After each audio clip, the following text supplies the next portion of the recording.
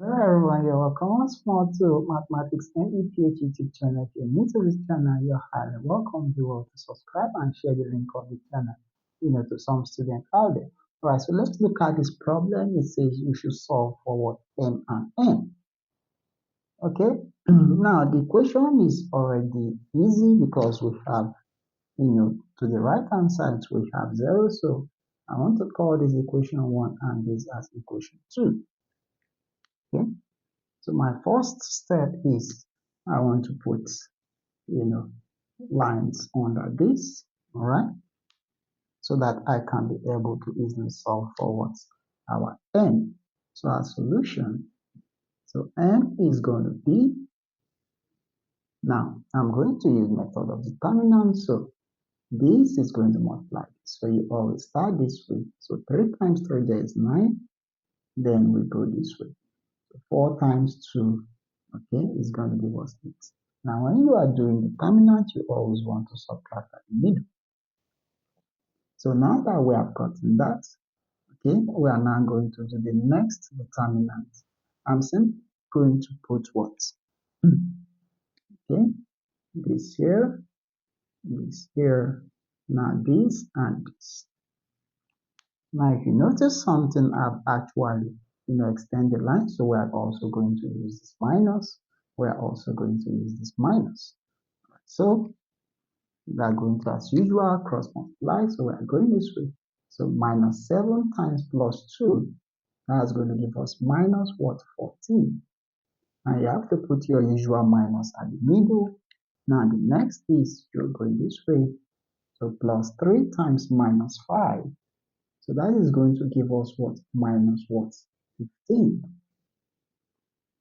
So with this, we've gotten the value of our n. So minus times minus here is going to give us plus. So I have minus 14. So plus 15 divided by 9 minus 8 is simply 1. Now, minus 14 plus 15 is going to give us plus 1. So we have 1 over 1, which is equals to what? 1. The value of our n is 1. So now to get the value of n, all you need to do is you want to substitute the value of n into equation 1 or equation 2. But in this case, I would like to substitute it into equation what? 2. Alright? So I will have 4 multiply our n is what? 1. So we have plus 3 what? N minus 7, which is equals to what? 0. So with this, we can be able to solve for what? Our what? N. So 4 times 1 is simply going to give us 4. So we have plus 3n minus 7 is equal to what? 0. At this point, we want to actually collect like terms. So all we need to do is this can come over to this side. So remember we have 3n equals, now if I take this over, it's going to be what? Plus 7, which is 7. And if I take this, there's a plus here. If this goes over, it's going to be minus what? 4. So my 3n is equals to what? 7 minus 4, which is still 3. Now, how can I find n with this?